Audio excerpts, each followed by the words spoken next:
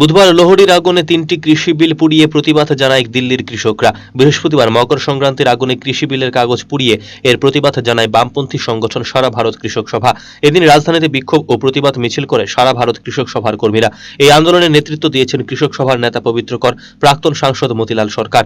আন্দোলন সম্পর্কে পবিত্র কর বলেন, নয়াদিল্লিতে কৃষকরা লোহড়ীর আগুনে কালা আইন কৃষি বিলের কাগজ পুড়িয়ে এর তীব্র প্রতিবাদ জানিয়েছেন। কৃষকরা মকর সংক্রান্তির এই দিনে লোহড়ীর আগুনে শস্য প্রদান করত অগ্নি দেবতার কাছে।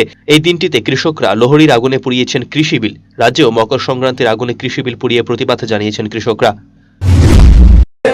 সারা দেশের এই যে কৃষকরা যে লড়াই করছে কালা কৃষি আইন বাতিলের দাবিতে, এই লড়াইয়ে আজকে আমরা ত্রিপুরা রাজ্যের মধ্যেও এখানে সারা ভারত কৃষক সংঘর্ষ কোঅর্ডিনেশন কমিটির উদ্যোগে আমরা এই আগরতলা আমাদের রাজ্যের রাজধানীতে সেখানে মকর সংক্রান্তির যে আগুন জ্বালিয়ে আমরা এই কালো বিলের কপি আমরা পুড়িয়েছি।